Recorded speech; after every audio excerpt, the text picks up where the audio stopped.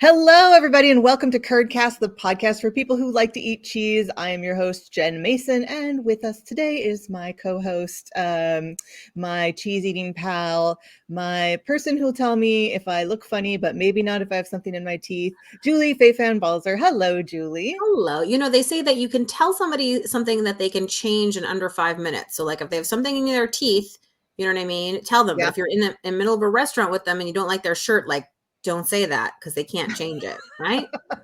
Got it. Okay, excellent. Well, yeah, that's good. Well, the podcast has started, so I don't want to hear if you don't like my shirt today.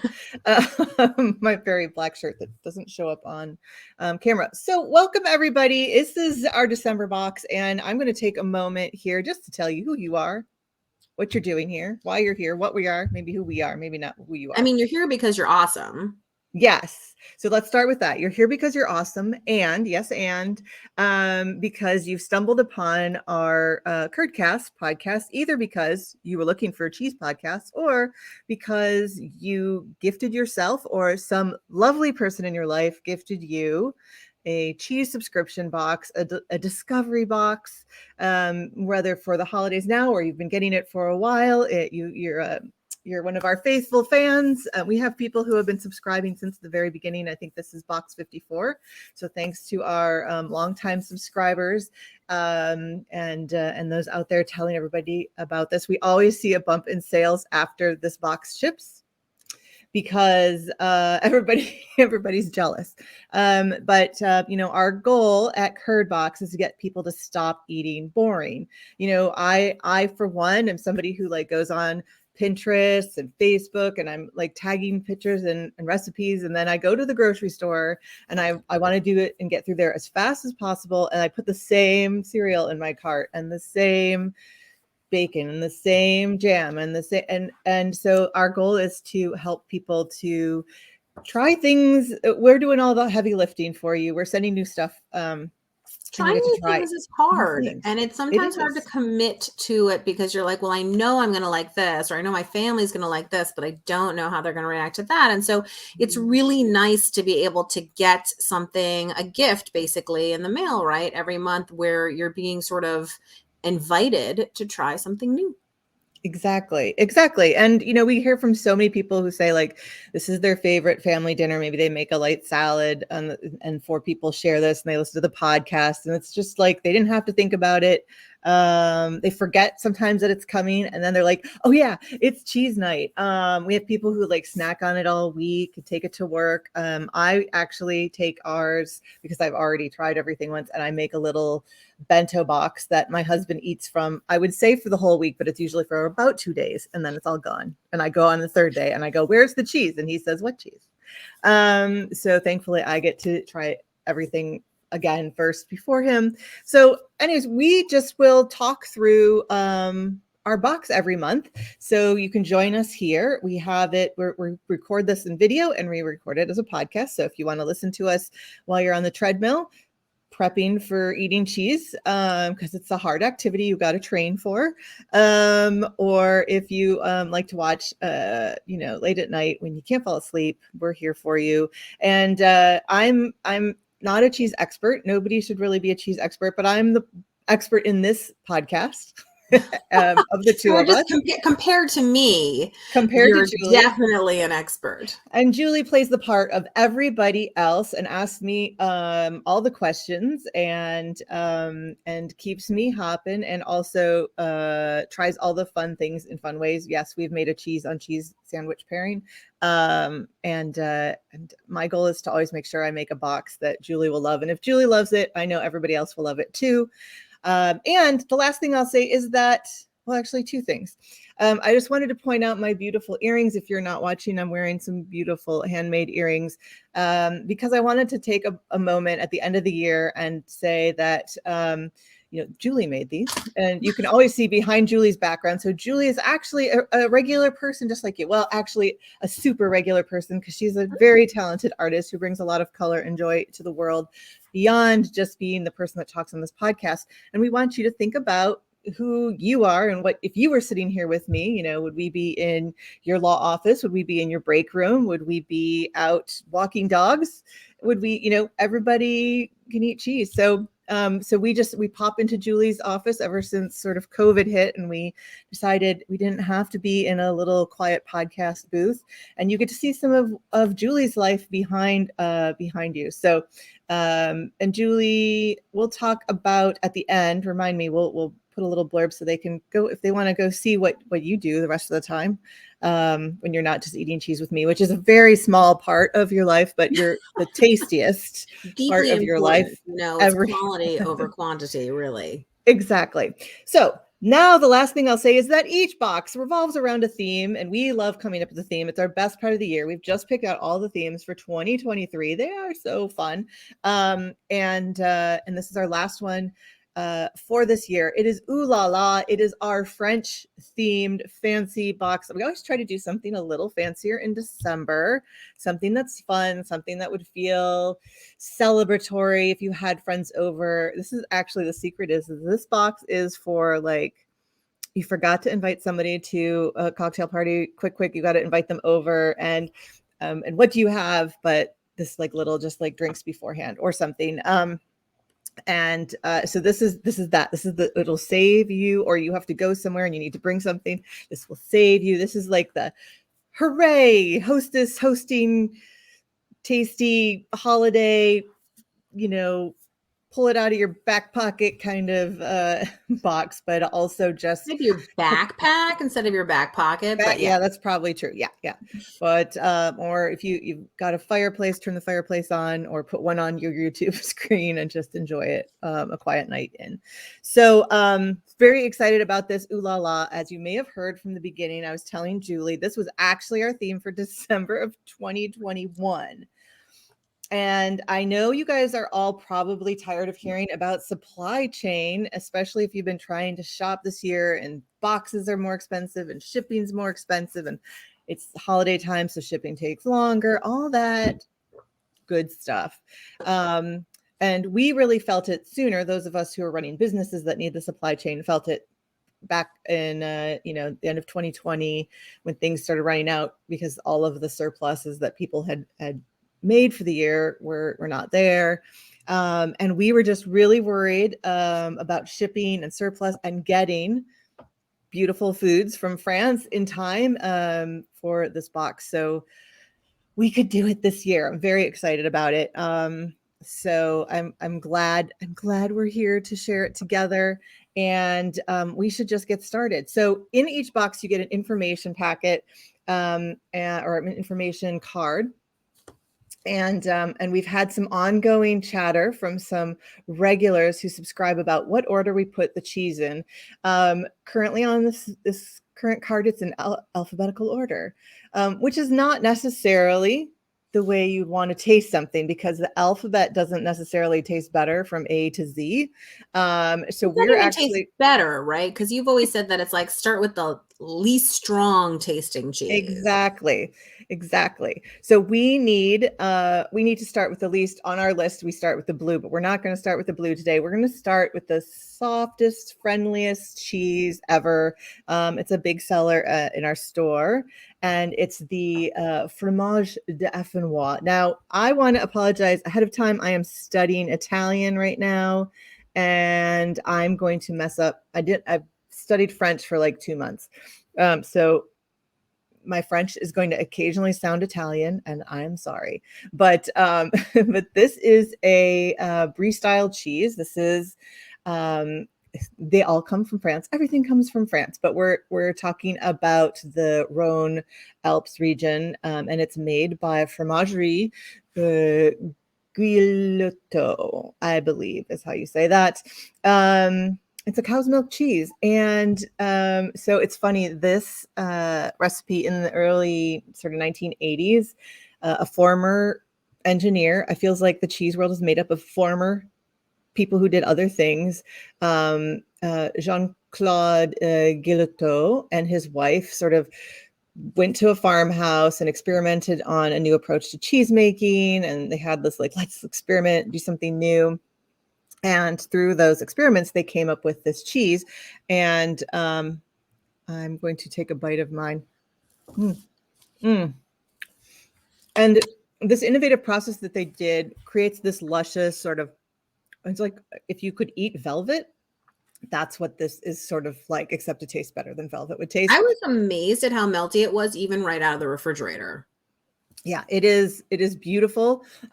When you get your box with us, whenever you have a cheese that's either like gives off moisture as it ages, once it's cut, or would melt, we will wrap it with like a saran wrap before we even vacuum seal it, so that it's easier when you get it out and the vacuum seal doesn't crush it too much. But oh my goodness, this never disappoints.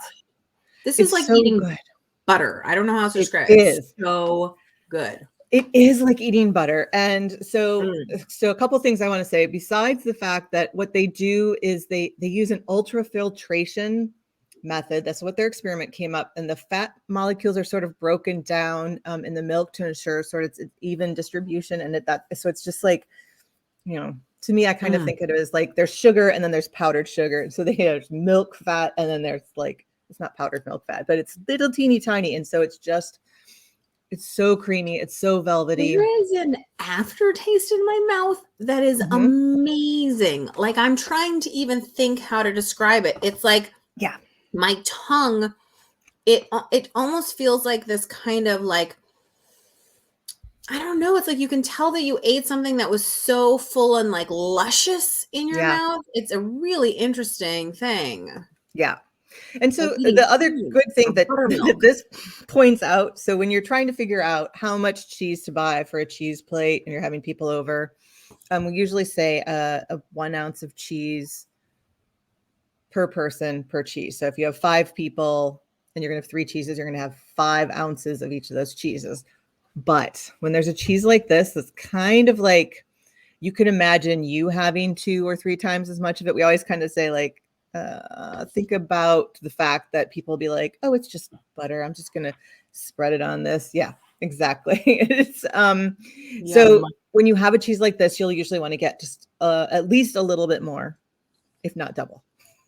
So beautiful cheese, easy to love, really really great representation of this cheese style. The bloomy and braininess falls into the bloomy style. I just love it. And I've been wanting you guys to have this for so long. There are a number of different varieties of fromage dauphinois now.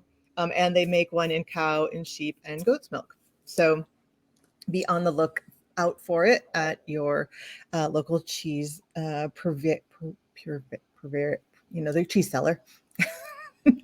Okay, so now we'll go from soft to hard cheeses, and we're going to go to mimolette.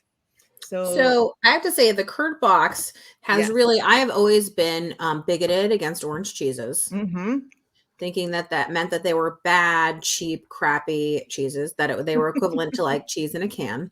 Right. And I have to say the Curdbox has really changed my mind, because now I understand that the orange is actually, it's a natural product, right? That turns it that color.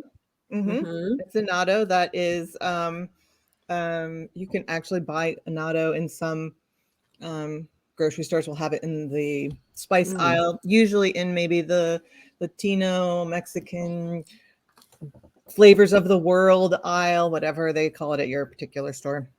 So this is mimolette jaune. This is the young mimolette. So we've had mimolette before in the box, the very hard mimolette, which almost is like caramelized, caramely. This is much younger. Now, here's a fun thing you could do with this. You can grate this up to put on a grilled cheese, but you can actually, it's going to blow your mind a little bit. You butter the outside of the bread and sprinkle it with some of this grated cheese on it, and then grill that part. So you get like crunchy cheese on the outside, and some on the inside, and you can saute up some apples. It's beautiful for that. I have to say, it reminds me of kind of like a soft Parmesan. So it makes sense that it's a grating cheese. Yep. It's very delicious. It comes in sort of 3 standard ages. This is the young, I think this is the youngest, then there's a middle and an older one. I want to say vecchio, but that is Italian. I'm mixing my languages again. This is a cow's milk cheese. This is only 3 months old. in comparison to the one we tried earlier, the fromage dauphinois is 2 months old.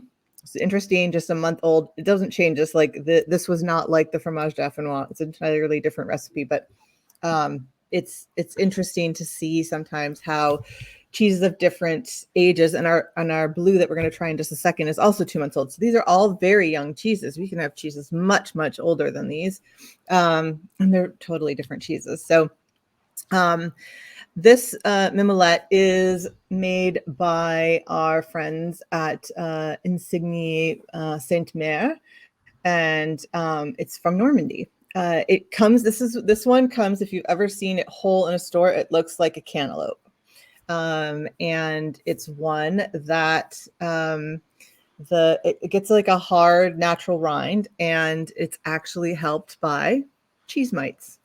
And it's Julie, you and I have talked about this in the past, but I have no memory of this whatsoever. No? So tell me again. Yeah. Cheese mites, so cheese mites, actual living little mites? They're microscopic. You'll never see them, but they like your eyelash mites.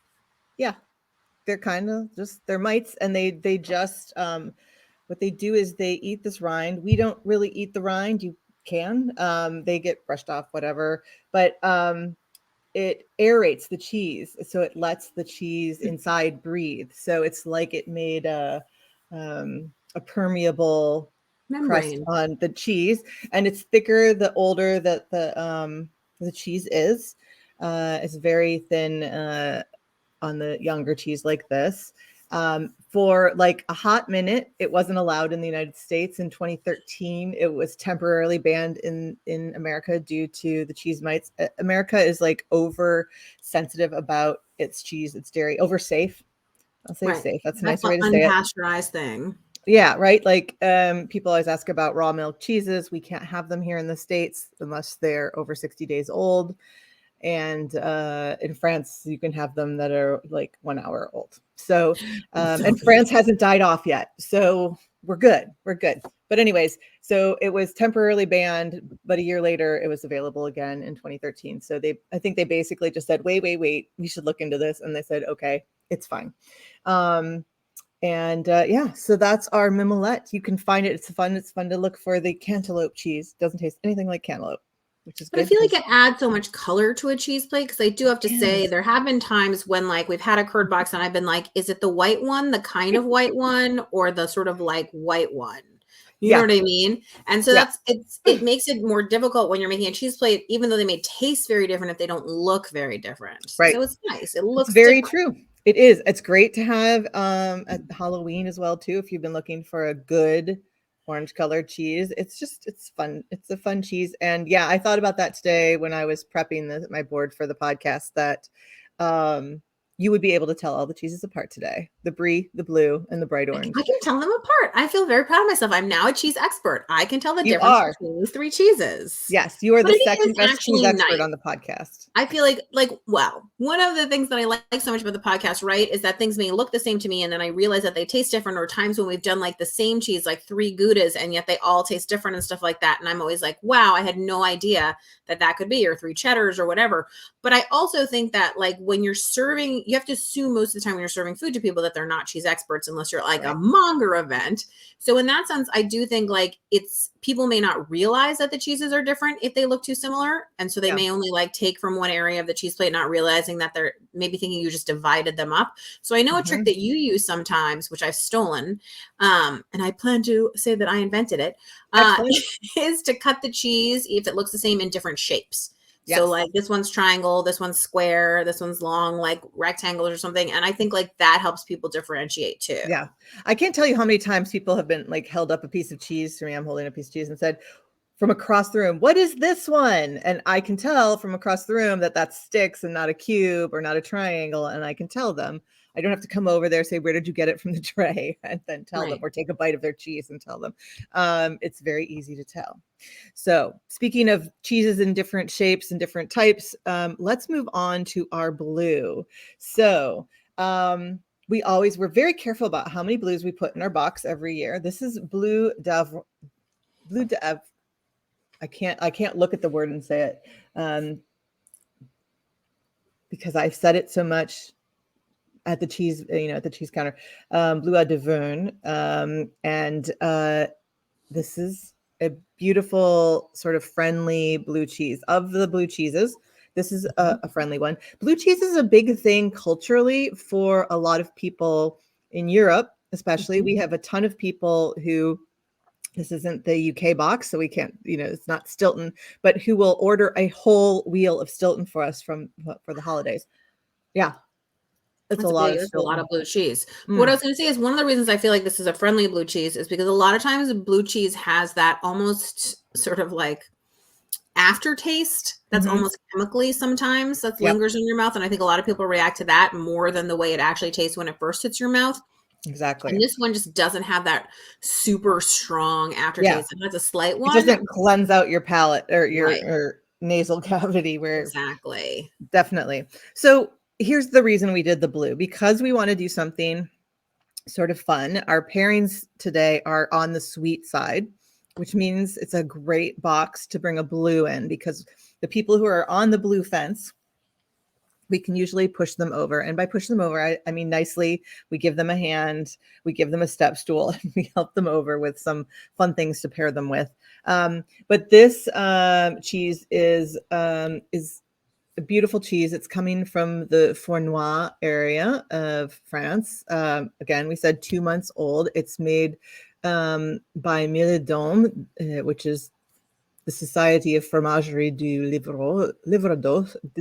Oh goodness, I am combining my language. Is again Livradois, I think is how we would say that. I'm very sorry. I can't juggle 3 languages at once. It's not a good look for me. It tastes better than I pronounce it, is what I can say. This is a 3rd generation family that puts out this cheese. You will see it all over the US because it is a favorite. It is very, very approachable for a blue cheese.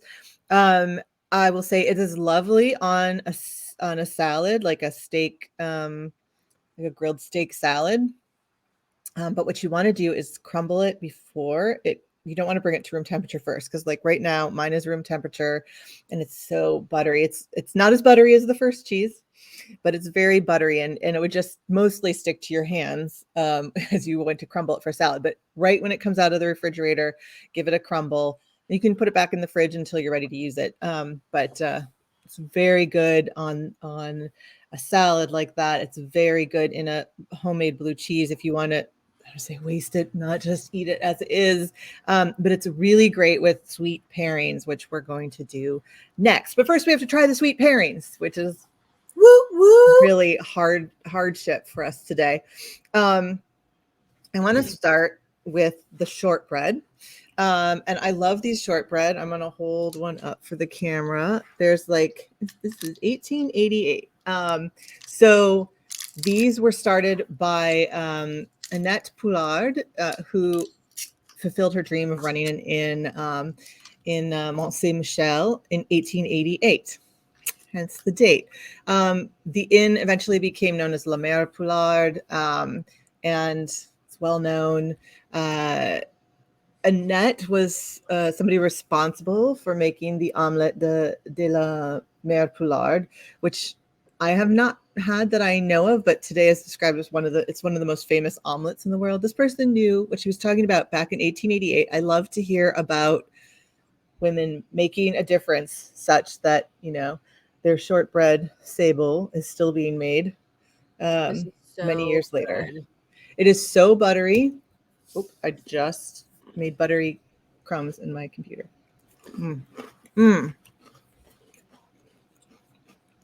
I love the sort of thinness of this. The glaze on the top. It's, what's not to butter, love? Sugar, flour. And we're going to layer more buttery cheeses on them in a minute. So much fun. And I love, again, that it was made by a woman, 1888, somebody with a dream. All you need is dream in a recipe, guys. All you need is butter. You might make it into the next Curdbox. Yeah. She had to wait many years to get into Curdbox, but persistence pays off. It was her dying wish, I'm sure. She was like, someday there will be a Curdbox and I need these cookies to be in it. And we are happy to make her dreams come true. Okay. Next, I want to talk about, and this is kind of the reason I wanted to do the shortbread first, because I want to talk about this cute little ice cream jam chutney. I love that. And those of you who are eating along with us, there's a little silver thing you have to take off the top. So I did that ahead of time. If you can't see it because you're not listening on the podcast, the reason I said face cream is because it looks like, a squeeze tube that you would have for like a beauty product. Yep, it does. Like a hand cream. And now I'm mixing my my pairings by putting a little bit on my cracker instead of just putting it on with a spoon, because I like the idea of squirting it. I mean, I can squirt it too, but here you go. Squirt it. There you go. Finger tool. Yeah. It's good, right? It's got a nice tartness. It's a black cherry chutney with pistachios. I'm on a major pistachio kick, mostly because I'm learning Italian and I like the term pistacchio, or I like the way they say it. Julie introduced me to a really delicious roasted pistachio butter the other day. It's so good. It's so good. I haven't eaten it all, but it's really good. So this is going to be mind-blowing on that blue cheese. So I'm just going to tell you now. I'm like so sure you're going to like it on the blue cheese, everybody who's listening. When you're looking at pairing things, finding some opposites or things that they don't cancel each other out, but they sort of elevate each other. So something salty, could you really use something sweet, something tart. The tart will help cut the butteriness of this too. They just keep feeding each other. These are going to be good pairings. So this is made by Maison Rivière and is made in Castelnaudary. I'm really sorry. It wouldn't matter how much I looked these up. I would still be pronouncing them wrong. I also think this would be fantastic. We say on pork chops, on chicken, on something else. I would mix it into or put it on a sandwich, like a roast pork sandwich would be really good on. It's so good. These guys have been making sort of classic French specialties for like 50 years. And I noticed it says on the back, like best paired with camembert and brie cheese, which of course is so French, but it does make me think that like, they know sort of what the sort of texture is, I think, that they're looking for as much as like the flavor of anything. And I love that, like, how many times have I watched Bake Off, the Great British Baking Show, and seen that like they always put things into piping bags when you're making like hors d'oeuvres or anything, just because even if you're not piping beautiful decorations, just because it makes it easier to get like out portion sizes. And this almost feels like a piping bag, so that if you were going to make hors d'oeuvres or something, or even just for yourself, make a lovely little something, you could just be like, psh, psh, psh. And I love not getting utensils dirty to do it. Yes. Like, wow, do we have to run, wash dishes 100 times a day around here? Definitely. Well, you could get some pre-bought little phyllo tart shells. Something they're very tender, and you could use either like the fromage dauphinois, or you could use some goat cheese, and then just dollop a little bit of this on all of them. Put them in the oven just to they melt, and it would be like a 10-minute appetizer that you could have out for the holidays. And if you still have some of your tube left, because it's so good, you might eat it all on this plate. So we really love them. Basically, Mr. Rivière started this as a butchery and cured meat shop. And eventually it was taken over by his son, who expanded the business and did all that. So again, multi-generations, lots of generations in these boxes today, in the box today. I'm loving it. I'm totally loving it. So we have one more. I don't want to race through these. I want to get to pairing them though. So our last thing is a nougat bar, and I've been wanting to have a nougat bar in here for so long. This was our best fit. Finally got it in.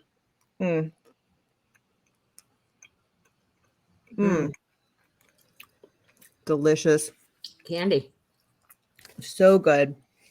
What is nougat? Is it just like sugar? It always feels kind of like a sticky marshmallow, or like yeah, it's a confectionery, so it falls into the, I believe, the marshmallow category. And they say, let's see, I had a note about this. So this is made in Montélimar, and supposedly this town is known as being the capital of French nougat making. The current recipe for it was first tried in the 17th century. It's been around for a couple years.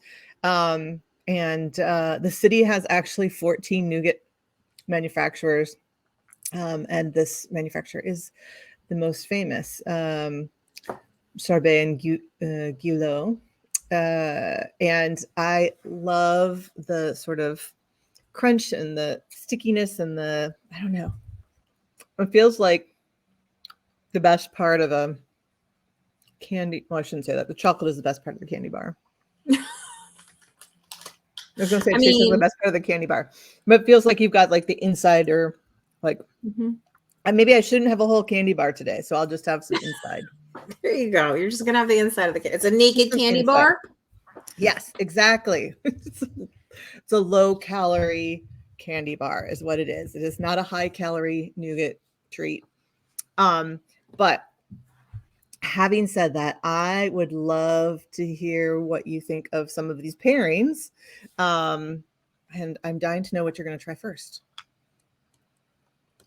I'm thinking. Will you try? I know this is going to sound crazy, but I think I'm going to go cheese on cheese. Oh, goodness. Okay. I'm going to go blue on mimolette. And see what happens.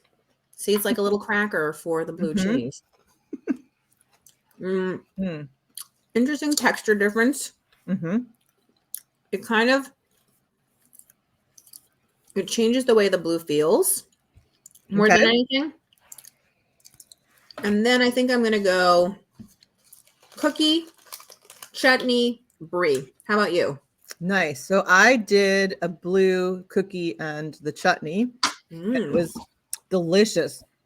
Actually, interestingly enough, it became much more salty for me in the best possible way. It was very good, but now I'm trying, because I need to have the cookie with every bite, I'm trying a little of the cookie and the nougat and the fromage d'Affinois. 10 out of 10 for the brie with the cookie and the chutney. These people also suggested brie. The chutney people did. And they know their pairings. They weren't wrong. Now, I'm thinking, because the nougat is so sweet and the blue cheese is the strongest flavor, I'm going to try those together and see if it's a disaster. This is what she does. For those of you who are new at this, she just tries to. I try to mess up your box. I would use a stronger word, but I don't want you to get a bad rating here. I try to just mess up your pairings and be like, see, it doesn't work. The mimolette with the chutney is good. I could imagine it on like a grilled cheese, mimolette grilled cheese. Wow. The nougat and the blue cheese is really good. I'm kind of surprised. I thought it was going to be a disaster. Once again, you have foiled me, Jen. I do my best. I do my best. Mess up your box. That's really good.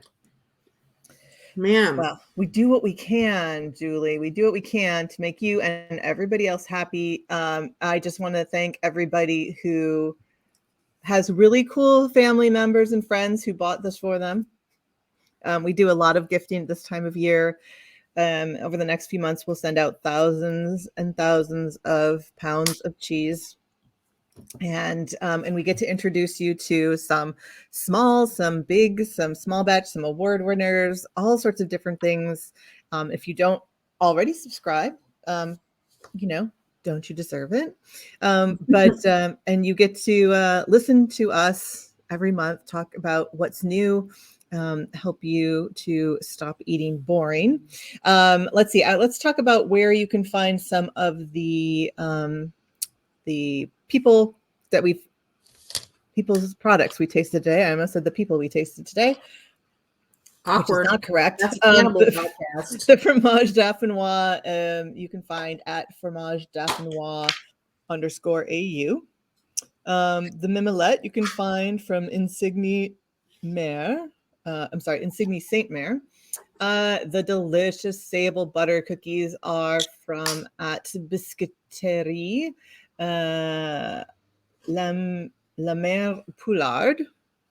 By the way, this is available on our website if you do not trust my English pronunciation of the French.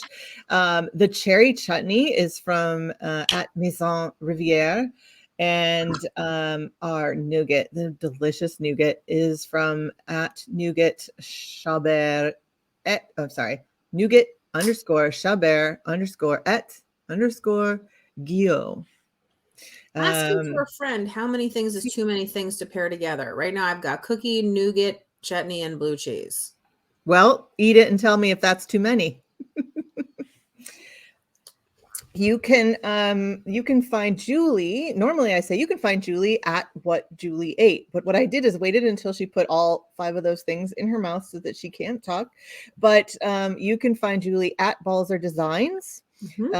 Pretty much everywhere. If you're looking to do anything creative, you have friends that are creative that you might want to point them to. Julie has online classes. You can learn how to stamp carve. She's written her own book.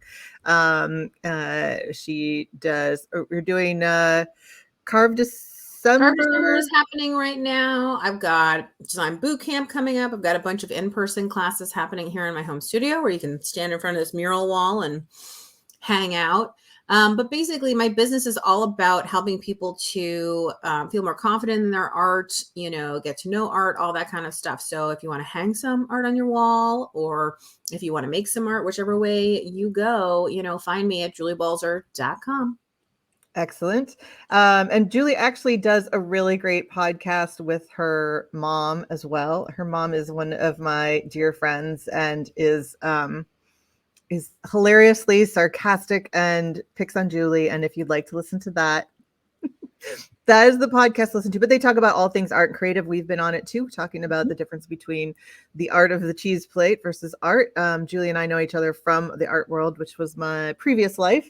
And so I just wanted to give a shout out to Julie. Thanks for an entire wonderful year. Do you have any favorites from this year? I didn't prep you for this. I have to say that this is going to sound so terrible, but I'm kind of a love the one you're with kind of person. Don't tell my husband. But so I really find that like every month I'm like, oh, I really like this box. Oh, I really like this box. Oh, I really, you know what I mean? And so I feel like I constantly discover stuff. There is a couple, there have been a few products that I've had to go and like hunt down. Like I'm getting near to the bottom of that creamy mustard that was in a box, and I'm like crying tears over it because it's so good. And they're making a jam. I think maybe even the same people or anyway. That was also anyway. So I just feel like every single month there's something that is exciting, and I mean, besides the fact that like you're awesome, it's one of the many reasons I hang around. Oh, you're very sweet. You're very sweet. And there's nothing wrong with saying you want to love the one you're with. That's the whole idea, is that you keep liking that. I'm somebody who orders off the special menus whenever I go to a restaurant because I figure it's not going to be there the next time. Eventually I'll get to the regular menu. I never do. I always order the specials. So I couldn't tell you if the regular food there is good, but I think it's exciting. It's been so great to have you here. It's so great that you challenge us to create something that Julie will like. And from what we hear from everybody else, they like it too. Thank you to everybody who listens in all year. Thank you. If you got this as a gift, please thank the person you got it from me. Tell them, by the way, Jen, the founder, said thank you for making me happy with a box of cheese. And we really do appreciate it. We're a small business, very small, woman-owned, women-run business, and we love all of you. We love sharing our passion. You can find Curdbox at curdbox.com. I should probably say, put this like my little subscribe thing up here. You can subscribe at curdbox.com. You can find us at curdbox.com anywhere. Wait till you see what we're bringing you for 2023. Lots of fun boxes. And it's been a fantastic year. Happy holidays, everybody. And hope you get to celebrate it with the people you love, whatever you choose to celebrate, even if it's just eating a cheese plate. Bye, everybody. Happy New Year.